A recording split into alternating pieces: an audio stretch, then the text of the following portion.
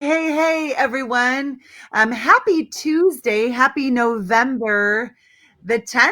I hope that you are already having an awesome November. I am just like kind of still on a high from our Nashville event this past weekend. It was so lovely to be with my tribe, and we all gave each other lots of hugs and had fun while also learning a lot at the Ultimate Marketing Boot Camp.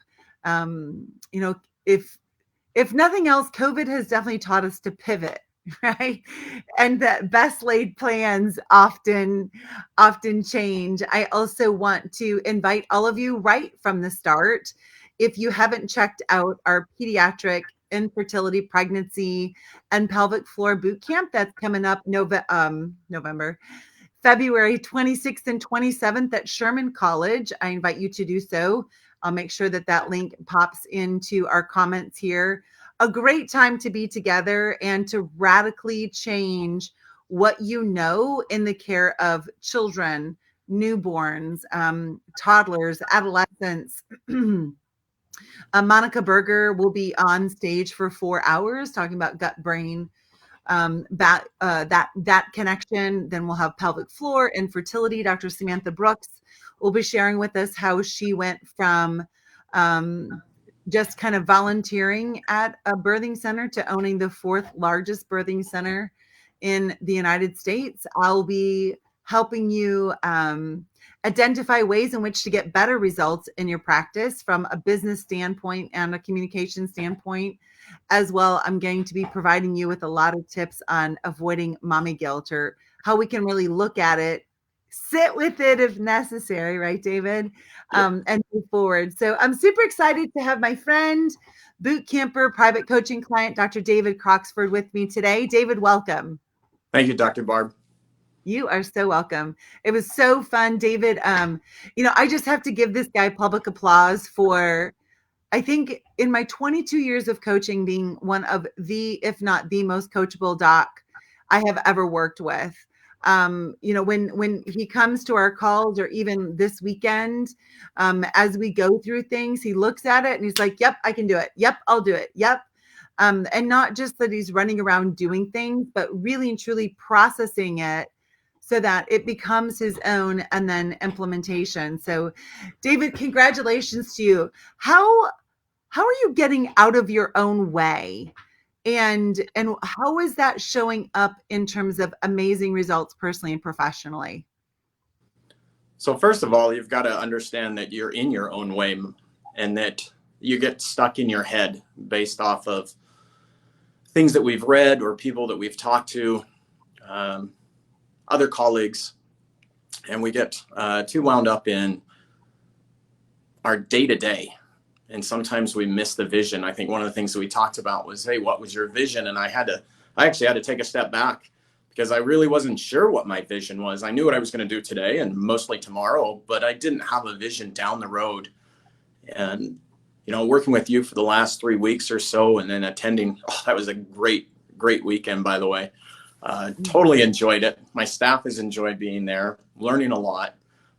But I think a lot that we learned was what we're talking about right now is working on ourselves and knowing what we want and how we want to get it, and using coaches like yourself, trainers, people that can help us elevate ourselves to move on to those next levels. Just in the last 3 weeks, I mean, you take it into my house, and it's been an experience, one that's allowed me to, with 5 children, be calm for most of the day, nearly not getting worked up as I have in the past, being able to take things and really digesting it in a way to know that what I hear and what they're doing in the overall is not really going to change what I'm going to do tomorrow and my vision. And they're just the little things that are happening in life, and allowing them to be what they are, and realizing that I don't have to fix everything that happens.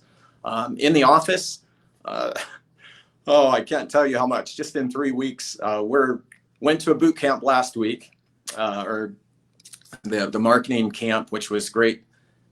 And I had to leave the office for 2 full days and we had a vacation doc came in. And last week we had really good numbers, and already this week we're projected at almost 15 to 20% higher numbers than we've seen during the week, which means our collections are going to be up, our overall services are going to be up, and we haven't even implemented pieces of it, just one piece at a time. And I think that's been one of the greatest things is I'm not getting all of it shoved down my throat, do this, do this. You said, take this piece, run with this piece. Then we move on to the next piece, the next piece. Mm-hmm. Awesome. I love that. And you said two things I want to pick up on. I read a text from somebody the other day and she said, I haven't hired somebody because I'm a control freak. Um, what amazing, like that is such a brilliant survival constraint, right? For those of you who don't know what we're talking about is what happens is remember that mind houses the blueprint for our reality. Thought is mind's energy. That's how mind takes form, as in thought. As human beings, the National Institutes of Health have done research to indicate that we have anywhere between 12,000 and 60,000 thoughts every single day. They're transient. Like right now, if I was to set a timer and I said to all of you, like, write down the thoughts that come into your mind, you'd be amazed, like totally disconnected, just random. And, like we're like a gnat going all over the place. But some thoughts we connect onto and we start thinking. Thinking then leads to feeling. Feeling, if negative, leads to monsters. If positive, leads to mansions. So you cannot feel anything you don't first think. Also, you cannot make anyone feel that which they don't first think. And we have no control over how other people think. So, this idea of I'm a control freak, well, the only thing that you can control is really your own thinking. So when we say I'm a control freak, we think it's that we're controlling our environment or we're controlling other people or something else that you said as, like I've given up this I notion that I have to, I'm instead of seeing people who they are, like make believe people. But here's the reality: we're all always going to just be us. We're either going to be our authentic self or we're going to be monkey mind, right? So monkey mind is the survival constraint. So most individuals have created a survival constraint of being a control freak because at some point in time there was an imprint that hurt, and they determined if I control things then it's going to reduce the likelihood that I'm hurt. And so now they create a prison for themselves of being a control freak, of thinking if in the office I do everything, I control everything, I do everything, I'm a perfectionist, as if that's going to lead to better results. David, what has happened since you've let go of that notion and looked, saw, told the dirty, rotten, stinking truth about the survival constraint of control, and now taking responsibility? What, like, give us some tangible things. What's happened at home? So one of the conversations we had was on a call 2 weeks ago. Is I told you what was going to happen as soon as I got done speaking with you, that I was going to go out. The kids were going to be all over the house. They didn't have their chores done. We do homeschooling, so we would have to get into schooling. And you caught me right there. And so I had already pre-set up what was going to happen. And since I've been able to just take this monkey mind, this control, and set it aside and just go out and just be with them, I can't tell you how much laughter I have heard in my house over the last 3 weeks. It is boop, boop. It is amazing. My kids are, one of them is actually opening up to me a lot more than I ever thought was possible. I just thought that was our relationship. But she's really opened up, and it's allowed me to become closer with my children, but to really acknowledge who they are and help them grow. I love that. And, as chiropractors, we're all about optimum potential, right? Innate expression. And yet, when we get so stressed out, we feel like if we can compartmentalize everyone, we can have our family right in order, or our team right in order. we miss out on this brilliance of their innate expression, which is the maximum energy they'll ever have. Right? Because I mean, think about it. If someone tries to control you, does that make you more energized or less? Less. Less energy, right? I mean, even like with practice members, we'll get whatever we ask for if we're willing to unhook from their no. If we just show up and respond to what shows up, they get to feel great about it and we get to feel great about it, versus trying to control the outcome. And the more we try to control, the more needy we appear, right? Well, who wants to go to a needy doctor? Who wants to open up to a dad who's just trying to control me? Who wants to open up to a spouse that only has one mind of how things are supposed to be and therefore doesn't want to see my brilliance? Like we talked about this weekend, and any relationship, whether that's husband wife, it's father child, it's doctor CA, it's doctor practice member, it's speaker audience. There are four people involved in that relationship. They're the two authentic innate expression of that each person. So let's say Dr. CA. Then there's this person who is the made up version of the CA that the doctor holds. How accurate do you think that made up version is? Not accurate. And then there's the made up version that the CA has now made up about the doctor. So what happens then most commonly, these two made up, stressed out individuals are interacting. So what we have to do is we have to drop our thinking about the other person, show up authentically, and invite them into a relationship whereby we're truly connected. So we feel connected to individuals when we're in each other's space without thinking. We truly feel connected to someone when we're in each other's space without thinking, without that monkey mind worrying about, I wonder what he's thinking. You have no control over somebody else's thought. I don't want them to think I'm greedy. I don't want them to think I'm this. Okay, you cannot control that. So drop that and just respond to what's showing up. David,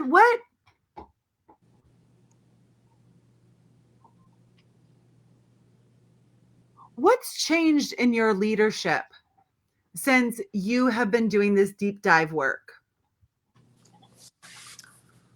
I think a bit is what you just talked about, is being more aware that my conversations with my front desk, that they are not what I've already perceived. Same thing I was talking about my kids, that I already think what they're going to tell me or what they should be doing or how they should be doing it. And in understanding that, we've been able to open up and be way more authentic with each other and talk on a more one-on-one basis, so that I understand where they're coming at from a personal standpoint and just not an employee. I mean, this is going to be a career for them. This isn't just a job for a year or two. This is something that, we want to open up the possibility that it might be 20, 30 years down the road before, I decide to do something different and retire, and she has something else to do. But it's in that leadership and taking them along with my journey and giving them those tools, helping them understand my vision. I mean, if she doesn't understand my vision, or any of the staff members, then how do I expect them to kind of help me move forward? We can look at numbers on a weekly basis, but if we have a vision and we really focus on that, and then I understand their visions in their life and how to match them up one to another, that's where a lot of this leadership has come from, and really helped me move forward in my leadership, is to understand them at a more basic level, and be able to help them so that they help me. I love that. And so here's what happens, and here's what David and I are talking about. In this scenario, when I'm doing all of this thinking, let's say with a practice member, and David, you've been talking about how much more fun you're having in practice with your practice members. So when when David shows up authentically, so this is David, this is a practice member, this is his made up version, this is their made up version. When he shows up authentically and he drops the thoughts of they just don't want to be healthy, they can't afford care, they they don't understand chiropractic care, like all of this negative thinking that we can often engage in. When we're engaged in that negative thinking, then it's like a radar, right? And so what we're doing is we're listening for, oh, see, I told you, they don't want to be healthy. Now, if instead we just show up and respond to what shows up, we engage with them in a conversation, a whiteboard conversation, or engage with them about like what's better since you had adjusted last time, and become curious about their life and, like you said, their vision, we get to be authentic and invite them into a new relationship of authenticity instead of this new one that's just looking to kind of like tick each other off. What's happened in your conversations with your practice members since you are doing the work yourself? So it's got away from the base of how are you feeling today, and writing numbers down. And instead of writing numbers down, because we get to very just openly what is happening in your life and what are the positive things that have happened since our last visit, they've really begun to open up in and really go into detail in, hey, this is getting better and this is getting better. Instead of looking at just symptoms, we get to see them on a different level. But in doing that, because they've opened up to me and because they are more talkative, and telling me the great things that have happened, they're also telling me about all the other people around them. And that's where, you know, the referral gift packets, oh my gosh, they're, if you just talk to them, and like I said, the whiteboard topics and just sharing some of this, they always know somebody, and then they want to help. They want to help their friends. They want to help their family members. They want to help people at the store around them so that they can experience. And it just isn't the adjustment. It's actually the experience of being in the office. It's the experience of having hope and knowing that they're going to get better and that life will improve. And that's because of being able to be authentic and not just be, you know, we're going to adjust you, we're going to go to the next patient, we're going to see if we can get you better. It's improving their life. I love that, because every single, like, I remember the first time you and I did some role playing of setting up the referral. Like, if I could show you a way to make a lasting impact in the life of someone else, are you interested? And you were just like, never thought about that before. But every single person on the planet wants to impact another person's life. Yeah. We just do. All of us want to see ourselves as an inspiration for somebody else. All of us want our lives to be used as a springboard for somebody else's radical transformation. Now, if that's my mind, if that's my thinking about my practice members, that of course they want to make an impact. Wow, what a difference that radar is, right? Versus the radar of going in, they don't care about others. They don't really like, I don't want to be a salesman. I don't want to be whatever. Like, a totally different experience for the doctor and the new practice member. So, what is it of what happens when you get out of your way? I get to help more people. I get to see people, not the pain in their face or who they, I get to see people for who they are. I get to have relationships with my practice members that go beyond a couple of minutes. You know, and I think that's one of the big things is these huge connections that we get to make with them in giving them that hope. And that's where I get to improve the community. Yes. And so all of you, I want to remind you of something.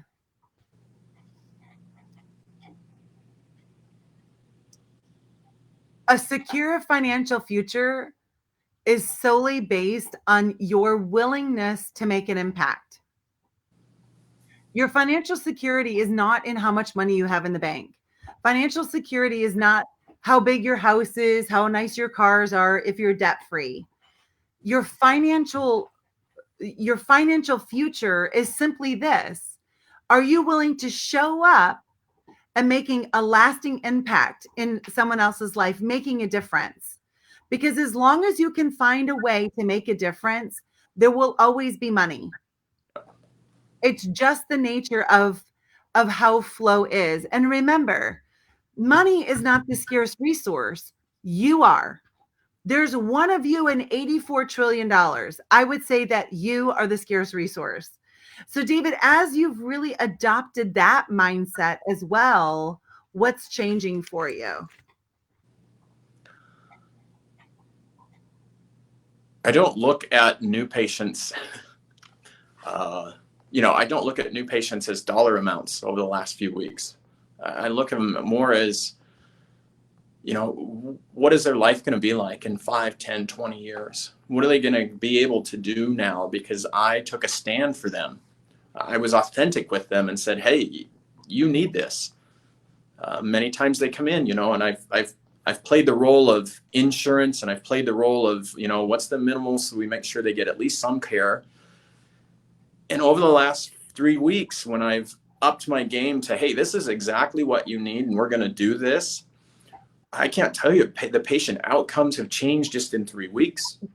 But more importantly, it's their attitude toward their own care. And that's what's really driven things and brought things up. I love it. Yeah. Well, congratulations to you. I'm super proud of you for just like the massive transformation that has already taken place in just a few weeks of us working together. Um, and I know it's just going to keep crescendoing, because obviously you're committed to your own look, see, tell the dirty, rotten, stinking truth, take responsibility to continue stepping into greater roles of leadership. Means cast your vision, create culture, hold accountable. I love that you brought Jackie with you. Um, I have to read this just 1 second.